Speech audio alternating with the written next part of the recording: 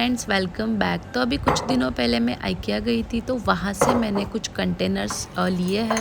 उसके साथ साथ मैंने काफ़ी शॉपिंग भी करी थी। तो ये जो कंटेनर्स है वो मैंने सेट ऑफ 5 में लेके आई हूँ। वैसे तो ये पर पीस 198 रुपीज़ का है, जो कि मुझे रीज़नेबल लगा काफ़ी। और इसकी जो कैपेसिटी है वो कुछ 1000 ml की है। तो सोचा इन सारी कंटेनर्स में मैं मेरे जो दाल चावल वगैरह जो भी है वो अच्छा लगेगा, और उसको कभी भी कीड़े नहीं लगेंगे, क्योंकि इसका जो एयर टाइटनेस है वो इस रबर की वजह से है। तो ये रबर का जो लीड है ना, उससे वो काफ़ी अच्छे से एयर टाइट बन जाते हैं। तो ये कंटेनर्स की कैपेसिटी और इसका जो एयर टाइट का लुक है वो मुझे काफ़ी पसंद आता है। तो मैंने IKEA के ये जो 5 कंटेनर्स है वो लेके आई हूँ। तो अभी मैं मेरी जो पैंट्री है उसको थोड़ा रीअरेंज करने वाली थी, तो सोचा आपके साथ वो व्लॉग शेयर कर दूँ। तो ये जो कंटेनर्स है ना, आप जब भी कुछ भी बाहर से लेके आते हो ना, तो उसको अच्छी तरह से धो देना। तो इसमें मैंने थोड़ा सा लिक्विड डाला है। अभी मैं इसको सिर्फ थोड़ा शेक करके इसको अच्छे से धो दूँगी। और मुझे जल्दी से जल्दी मेरी जो पैंट्री उसको अरेंज करना था, तो इसको मैं अभी बाहर सुखाऊंगी।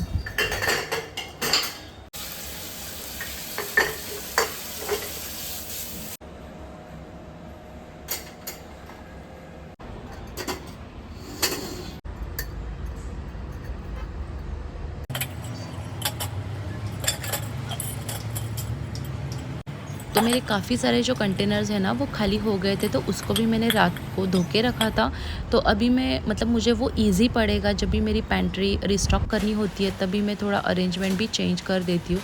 तो यहाँ पे मेरी पैंट्री आज मुझे रिस्टॉक करनी थी, तो बहुत सारा सामान मैं लेके आई थी। उसमें मैंने ज़्यादा कुछ नया भी लेके आई थी, मतलब मैं कुछ ना कुछ चेंजेस कर देती हूँ खाने में भी। तो आज यहाँ पे मतलब जहाँ से अभी मैं सेक्शन निकाल रही हूँ वहाँ पे मैं कुछ चेंजेस करूँगी, और मेरी जो पैंट्री का अरेंजमेंट है उसको मैं आपके साथ शेयर करूँगी।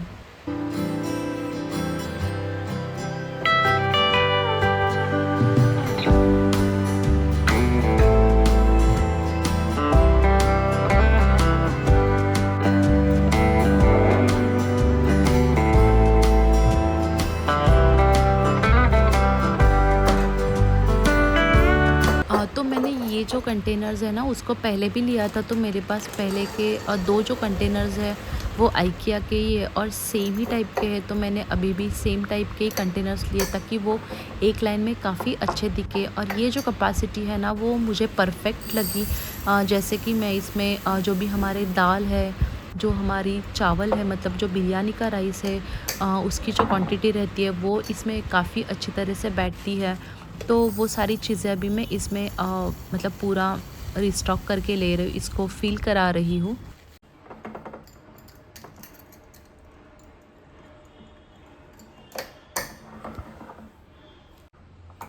तो यहाँ के जो भी कंटेनर्स अलग लग रहे थे ना, तो उसको मैं मेरे जो स्नैक्स का जो मेरा कैबिनेट है वहाँ पे मैं शिफ्ट करूँगी, और ये सारे कंटेनर्स जो है ना वो एक जगह पे रखूँगी। तो अरेंजमेंट में आपको अभी दिखाऊँगी कि मैंने किस तरह से मेरी जो पैंट्री है उसको अरेंज किया है। तो यहाँ पे कुछ चीज़ें अभी मैं स्नैक्स सेक्शन में भी रखूँगी। उसके बाद ये जो कंटेनर्स है ना वो पूरे ग्लास के हैं, पर उसको सिर्फ ऊपर से स्टील का कवरेज दिया है, कि जिससे इसका जो लुक है ना वो काफ़ी अच्छा लगा मुझे। वेट में थोड़े हेवी है, पर फिर भी इसका जो कैपेसिटी है वो भी काफ़ी बड़ा है। तो ये कंटेनर्स में ना आप जो वर्टिकल स्पेस है ना उसका काफ़ी अच्छी तरह से इस्तेमाल कर सकते हो। और ये मैंने सेट ऑफ 6 लिए थे, जिससे एक मेरा मतलब ब्रेक हुआ है, तो अभी ये सेट ऑफ 5 में बचे। तो ये मैंने अमेज़ॉन से लिए थे। तो ये जो IKEA के जो कंटेनर्स है ना उसको आप मतलब स्टैकेबल कर सकते हो। अगर ये छोटे हैं या फिर बड़े भी हैं तो आप इसको अच्छी तरह से स्टैक भी कर सकते हो। तो यहाँ पे मैं ट्राई करूँगी कुछ स्टैक करने की कोशिश करूँगी, पर आई थिंक मेरी जो पैंट्री है वो काफ़ी बड़ी है, तो मुझे उतनी ज़्यादा ज़रूरत नहीं लगी। और जो भी कंटेनर्स है उसकी कैपेसिटी मैंने काफ़ी बड़ी ही रखी है, ताकि अगर ये थोड़े भी खाली रखेंगे ना, तब भी अगर मैं कुछ कभी ज़्यादा सामान लाऊंगी तो वो भी मैं इसमें अच्छी तरह से फ़िल कर दूँगी। तो ये जो 2 कंटेनर्स है ना उसको मैंने यहाँ पे मतलब जो बेसन है मुझे थोड़ा ज़्यादा लगता है, और मैदा भी मैं थोड़ा ज़्यादा स्टोर करके रखती हूँ, तो उनको मैंने जो बड़े कंटेनर्स है ना उसमें ट्रांसफ़र कर दिया है। तो जो भी कंटेनर्स है, जो ग्लास के कंटेनर्स है, उनको मैंने ऊपर के सेक्शन में अरेंज किया है।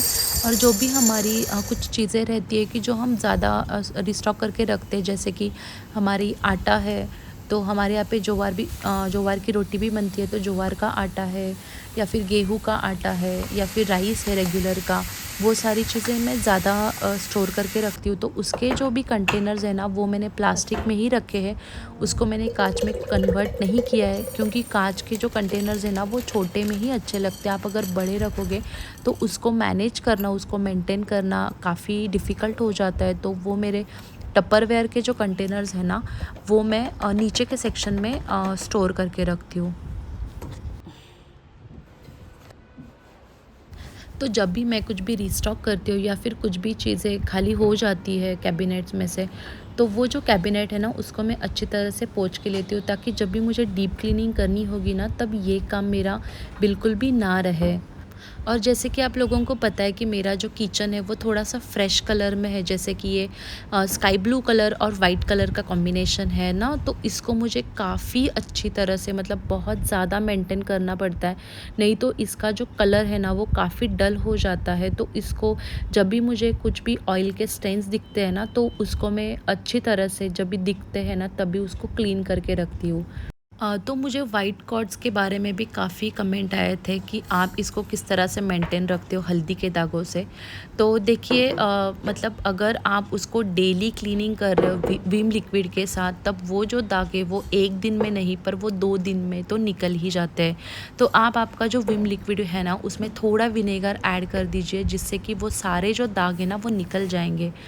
और इतना करने के बाद भी अगर नहीं निकल रहे, तो आप एक काम कर सकते हो। अगर आप आपके जो काउंटर टॉप है उस पे आप थोड़ा हार्पिक डाल के उसको अच्छी तरह से अगर क्लीन करोगे, तब के तब, मतलब बहुत टाइम तक आपको नहीं रखना है, क्योंकि हार्पिक ये जो लिक्विड है वो काफ़ी स्ट्रॉन्ग सोल्यूशन है। तो आप अगर उसको स्प्रे कर रहे हो या फिर आप थोड़ा बहुत डाल रहे हो, तो उसको आप जल्दी से जल्दी उसको क्लीन करने की कोशिश करिए। तो मेरा जो सिंक है ना, वो स्टील का सिंक नहीं है, उसका अलग मटेरियल है। तो उसके लिए मैं थोड़ा बहुत हार्पिक का इस्तेमाल करती हूँ, जिससे वो बहुत अच्छे से चमक जाता है। तो आप ये जो ट्रिक है वो ज़रूर अप्लाई कर सकते हो।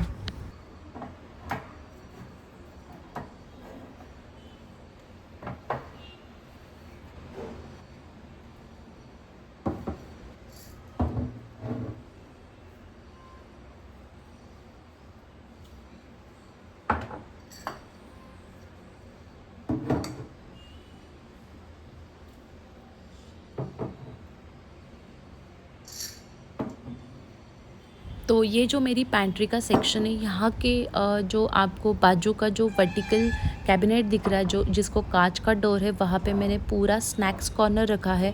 और ये जो है ना, यहाँ पे मैंने पैंट्री स्टोर करी है, जो कि मेरे छोटे वाले कंटेनर्स है उसकी। उसके बाद नीचे का जो सेक्शन है, जैसे कि मैंने आपको बोला कि वहाँ पे मैं जो मेरे बड़े कंटेनर्स है, जिसमें हमें ज़्यादा क्वांटिटी में जो भी ग्रॉसरी लगती है वो रखती हूँ। और जो भी आपका एक्स्ट्रा ग्रॉसरी है, वो भी मैं वहीं पे रखती हूँ। तो वो सारी चीज़ें मैं यहाँ पे अरेंज करती हूँ। तो यहाँ पे मेरे जो भी कंटेनर्स हैं ना, वो आपको स्क्वायर शेप में ही दिखेंगे, जिससे जो हमारी स्पेस है ना कैबिनेट्स की, वो बिल्कुल भी वेस्ट नहीं।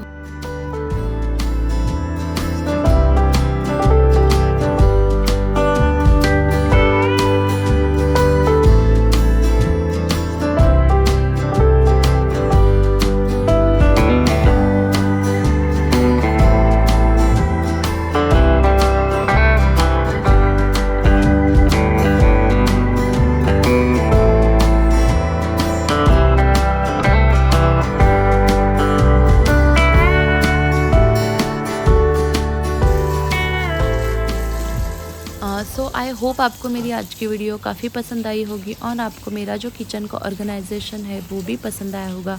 तो प्लीज़ मेरी वीडियो को लाइक कर देना, और अगर आप चैनल पर नए हो तो सब्सक्राइब भी कर देना। तो यहाँ पे मैं आपको छोटा सा ओवरलुक दे दूँगी कि मेरी जो पैंट्री है वो किस तरह से दिख रही है। तो मिलते हैं अगले वीडियो में, तब तक के लिए take care and bye bye.